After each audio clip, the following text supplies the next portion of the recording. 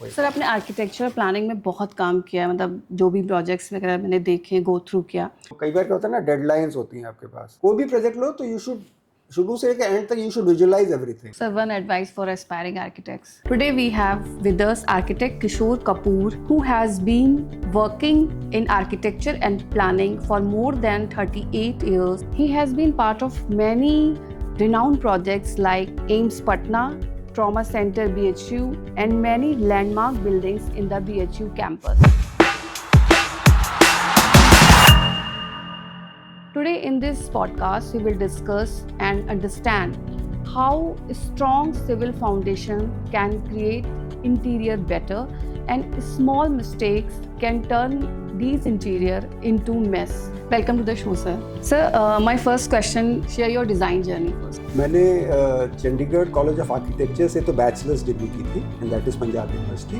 उसके बाद मैं यूएसए गया था, university of Illinois Urbana champagne. वो शिकागो से करीब 300 मील दूर है। So that's a very good college, a good institute for architecture.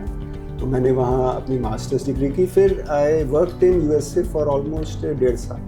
वही डाउनटाउन शिकागो में जैसे काम किया मैंने, and you see all those like 1980s 90s के बीच में, मतलब you like first time going abroad and you see all these skyscrapers and like you really get influence by that. तो वापस आके वैसा काम तो इमीडिएटली करने को नहीं मिला, लेकिन like you get that inspiration कि हाँ भाई, there is a lot more to architecture and like you can, if you work really hard you can do. Sir आपने आर्किटेक्चर प्लानिंग में बहुत काम किया है, मतलब जो भी प्रोजेक्ट्स वगैरह मैंने देखे, गो थ्रू किया। तो how does strong civil construction impact on interior outcome? हाँ, this is a good question, क्योंकि होता क्या है ना कि अब तो जैसे इंटीरियर्स पे काफ़ी ज़्यादा फोकस है लोगों का। मतलब अब नॉर्मली क्या होता है, जैसे आप कमर्शियल बिल्डिंग्स देख लो तो या ऑफिस फिट आउट्स देख लो, तो जो आर्किटेक्चरल डिज़ाइन वो रिलेटिवली सिंपल होता है। जैसे कि बीच में कोर होगा, स्टेयरकेस होगी, लिफ्ट्स होगी, चारों तरफ वो शीशा लगा देते हैं। तो आपको सर्विसेज पे ज़्यादा जोर देना होता है कमर्शियल बिल्डिंग में। पर जब आप इंटीरियर्स पे आते हो ना, तो फिनिशिंग बहुत मैटर करती है। जैसे अगर सिविल वाले ने थोड़ा कॉलम टेढ़ा कर दिया, लेट्स से बीम कास्ट करने में थोड़ा टेढ़ा कर दिया, या थोड़ी मिसअलाइनमेंट हो गई, दीवारें जोड़ने में थोड़ी टेढ़ी हो गई, फिर जब वो इंटीरियर वाला बंदा आएगा वो कहेगा अरे सर देखिए, तो टाइल्स मैं यहाँ से लगाना शुरू कर रहा हूँ, वहाँ जाते जाते बददुनिया हो गया। या फॉल सीलिंग वाला कहेगा देखिए यहाँ तो मेरे को 2 इंच मिल रहा है, यहाँ जाते जाते 4 इंच हो गया, वो मैं फायर का पाइप लेके आ रहा हूँ, HVAC की डक्ट आ रही है।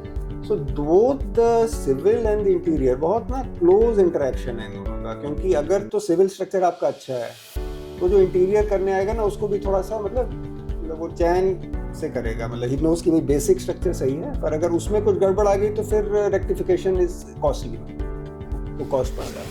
Why should interior planning start alongside civil construction? हाँ, मतलब ऐसा ना कि जैसे अब कई बार क्या होता है कि अगर दोनों चीज़ें आपने साथ साथ प्लान कर ली, तो जैसे मान लो कोई घर डिज़ाइन कर रहे हैं, तो भाई अब आर्किटेक्ट्स, एज एन आर्किटेक्ट हम लोग का होता है ना, खूब बड़ी बड़ी खिड़कियाँ दे दो, ये कर दो, तो क्लाइंट को भी लगता है ना भाई ये तो अच्छे से हो गया।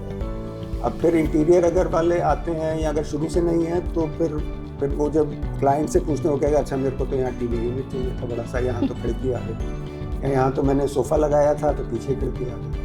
तो दोनों चीज़ें अगर एक साथ लेके चलो शुरू से, तो क्लाइंट से थोड़ा सा आपको ना इनपुट ज़्यादा मिलना पड़ेगा। पर अगर दोनों एक साथ लेके चलो तो आई थिंक जो एंड प्रोडक्ट होगा, you will be happy, the client will be happy, the interior designer will be happy. उससे एंड रिजल्ट मतलब एक प्लीजिंग बिल्डिंग बनती है। मतलब for not for residential only, कोई भी बिल्डिंग देख लो, हॉस्पिटल देख लो, या हॉस्पिटल में आपने बना दिया, लेकिन फिर आपको इंटीरियर्स का मतलब ये है ना कि आपको हर चीज़ की प्लेसमेंट पहले होनी चाहिए। भाई बेड कहाँ लग रहा है, ऐसा नो बेड लगाया, बेड के पीछे अपनी बड़ी सी खिड़की दे दी, फिर वो मेडिकल गैस पाइपलाइन वाला आएगा, वो कहेगा अरे मेरे को तो यहाँ बेड हेड पैनल लगाना, आपने तो खिड़की लगाई। मतलब इंटीरियर्स इज लाइक बहुत बड़ा एरिया है, उसमें सारी चीज़ें इन्वॉल्व हो जाती हैं जब आप काम करते हैं। हाँ नहीं, फिर होता ना कि अगर साथ साथ नहीं है तो हमें कहीं बीच में कॉलम आ गया तो फिर वो aesthetically doesn't look good. Exactly. अब स्ट्रक्चर वाले कहेंगे भाई कॉलम है, लेकिन फिर वो अगर होटल आप बना रहे हो तो भाई ऊपर से कॉलम्स आ रहा है और नीचे भी वही डाल दिया, फिर अब जब आप विजुअलाइज करते हो तो भाई लगता है कि हाँ भाई लॉबी में तो कॉलम नहीं होना चाहिए, फिर आप देखते हो हाँ भाई तो फिर हम हटाएंगे, तो फिर आप फिर स्ट्रक्चर वालों से कहते हो भाई ये कॉलम हमें नहीं चाहिए, तो आप इस हिसाब से फिर ग्रिड डिज़ाइन करो। तो आर्किटेक्चरल और इंटीरियर ना पूरा एक इंटीग्रेटेड सा ही चीज़ हो गया। मतलब एक क्लीन डिज़ाइन बनाने के लिए मतलब सारा चीज़ सोच के चलना चाहिए। जरूरी नहीं आप इंटीरियर शुरू से ही कर लो, लेकिन आपके माइंड में होना चाहिए कि अगर कोई जैसे होटल या कोई 5 स्टार होटल्स है, जैसे बनारस में भी बहुत बड़े सारे 5 स्टार होटल्स आ रहे हैं, तो नॉर्मली क्या होता है, आर्किटेक्ट ने होटल तो बना दिया, अगर उसने पूरा एंड टू एंड थिंग नहीं किया तो फिर इंटीरियर वाला आके फिर कुछ तोड़वाता रहता है। What are the biggest mistakes when civil and interior team work separately? कई बार क्या होता है ना, डेडलाइंस होती हैं आपके पास, या आपके पास होता है कि हाँ भाई अब बस ये फटाफट करके दे दो, मतलब उस प्रेशर में कई बार होता है कि उतना एंड तक आदमी नहीं सोच सकता। मतलब बड़े प्रोजेक्ट्स में कई बार ये होता है, अक्सर मैंने देखा कई आर्किटेक्ट्स का इशू नहीं बनी, पर होता क्या है कि डेप्थ तक सोचने के लिए ना you need more time in the projects. कई बार इट इज़ नॉट पॉसिबल कि मतलब आप एक डेडलाइन है, आपको करना है, तो that thing is not, but that comes with experience. मतलब आपने उस तरह के प्रोजेक्ट्स किए हुए हैं तो आपको मालूम है कि भाई आगे चल के ये दिक्कत आएगी, तो पहले से अगर आप उसको टेक केयर कर लो, क्योंकि क्या है ना, आर्किटेक्चर बहुत सारी चीज़ें होती हैं, जैसे आपकी एयर कंडीशनिंग में जाना है, आपके HVAC में जाना है, वेंटिलेशन में जाना है, तो प्रॉपर्ली आपके दिमाग में सारा कुछ है, तो फिर रेट्रोफिटिंग में दिक्कत नहीं आएगी। और अगर आप कोई चीज़ आपने छोड़ दी प्रेशर के आके, तो फिर बाद में इश्यूज आते हैं।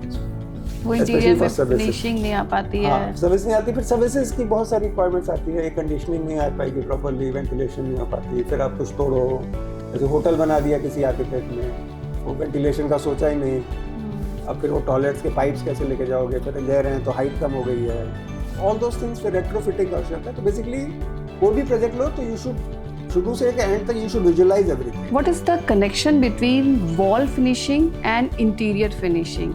कई जगह गवर्नमेंट प्रोजेक्ट्स में हो जाता है, क्योंकि प्राइवेट में भी हो जाता है कि अगर सुपरविजन अच्छी नहीं है आपकी। अच्छा, वो कई बार क्या होता है ना कि वो जो चीज़ आप बता रहे हो वो तुरंत नहीं होती है। जैसे लेट्स से कि भाई आपने बना दिया बहुत अच्छा सा 300 रुपये स्क्वायर फीट का पेंट करा दिया, बहुत अच्छा सा इटालियन फिनिश वाला, और 2 साल बाद देखा कि नीचे से तो डैम्पनेस आ गई, तो वो फिर सारा आपकी मेहनत, सारा विजुअलाइजेशन खराब हो गया। तो वो आपने सही कहा कि both of them are very closely linked.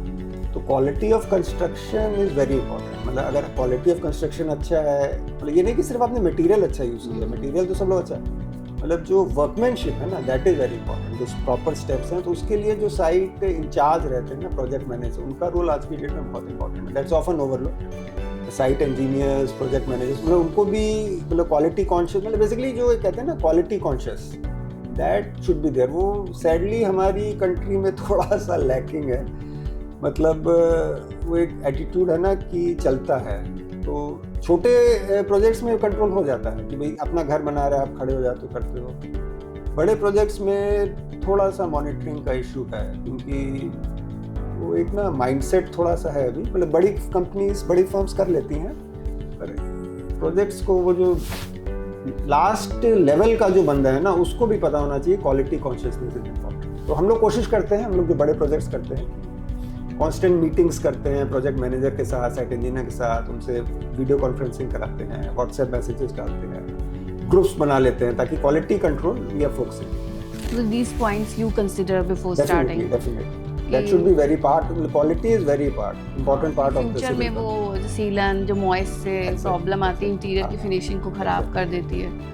तो मतलब अपार्ट फ्रॉम दी, जैसे कि आपने मीटिंग करते हैं, तो और अदर पॉइंट्स क्या कंसीडर करते हैं कि ना खराब हो? उसमें क्या ना बहुत सारी है, जैसे प्लम्बिंग है, मान लो तो आपने टाइल्स तो बहुत अच्छी लगा दी 200 रुपये स्क्वायर फीट वाली, अब वो प्लम्बर जो साइट इंजीनियर, उसने चेक ही नहीं किया कि वो जो पाइपलाइन है उसका प्रेशर टेस्टिंग नहीं किया, तो पता चला कि वो चालू हो गया, बाद में थोड़ी लीकेज शुरू हो गई, तो टाइल्स फेंकना। तो फिर अब कोई उपाय नहीं, आप सारी टाइल्स उखाड़ोगे। प्लम्बिंग इज द मतलब एक ऐसी चीज़ है जो कि अक्सर वहाँ प्रॉब्लम्स आती है। तो बेसिकली वही क्वालिटी कंट्रोल है at every aspect, that is very important. Her step पे, चाहे छोटा प्रोजेक्ट हो, घर का हो, हॉस्पिटल का हो, प्लम्बिंग फॉर दैट से इलेक्ट्रिकल, में सारी चीज़ों का ना quality control at every aspect.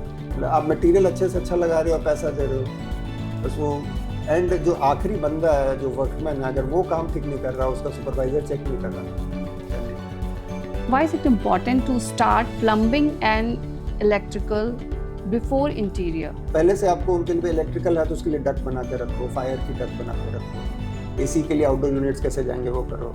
अगर आपने प्लान नहीं किया तो बाद में फिर बहुत रेट्रोफिटिंग होती है। सर जैसे कि आप रूट से घर बना रहे हैं, तब तो these things are possible, but जब हम रेनोवेशन करते हैं किसी घर का या किसी ऑफिस का या किसी भी बिल्डिंग का, तो ये चीज़ें मुझे लगता है इम्पॉसिबल हो जाती हैं। रेनोवेशन तो थोड़ा चैलेंजिंग है। जैसे हम ही लोग जैसे बनाए थे, मान लो हम लोगों ने किसी की कमर्शियल बिल्डिंग बना दी है ना, कमर्शियल बिल्डिंग बना दी, उन्होंने कहा कि भाई हमें आप हॉल बना के दे दो, अभी हमको मालूम नहीं क्या होगा। अब जैसे बनारस में एक होटल्स का बूम आ गया, तो उन्होंने कहा नहीं जी हमें ना 3 फ्लोर पे आप होटल बना दो। अब वो तो हम लोग नॉर्मली कमर्शियल में क्या करते हैं ना, थोड़ा सा ओपन एंडेड प्लान रखते हैं। अब नीचे मान लो चल रहे हैं आपके 2 फ्लोर, तो आपने रिटेल को दे दिया, अब ऊपर होटल बनाना है तो उसके पाइप सब कैसे जाएंगे, उसके लिए फिर थोड़ा सा इनोवेटिव थिंकिंग करनी होती है कि अब सोचो कि अच्छा पाइप कैसे लेके जाएंगे, एसी कहाँ से मैं लेके आऊँगा। तो ये थोड़ा सा मतलब रेनोवेशन इज ऑलवेज चैलेंजिंग। वो आपने सही कहा, पहले से सब मालूम है तो it is easier to plan, पर चैलेंज से ही मजा आता है। सरफेस प्रोडक्ट का कितना बड़ा रोल होता है इंटीरियर की फिनिशिंग में? Quality of plywood is very important. मतलब क्या है ना कि वो कहते हैं ना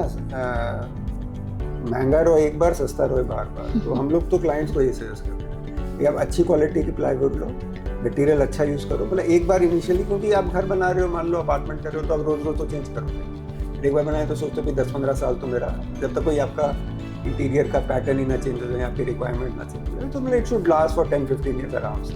तो सर अब जैसे ब्रांड पे जाते हैं कि इसके फीचर्स भी देखते हैं, भाई इस वाले प्लाईवुड में ये फीचर है, वो तो दैट शुड बी सीन। मतलब नॉर्मली तो क्या होता है ना कि हम लोग तो ट्राई करते हैं क्लाइंट को कि भाई आप उसकी प्रॉपर्टीज थोड़ा जाके देखो, अंडरस्टैंड करो, कंपनी कितने सालों से काम कर रही है, कहाँ कहाँ काम कर रही है। That is what we try to tell our clients.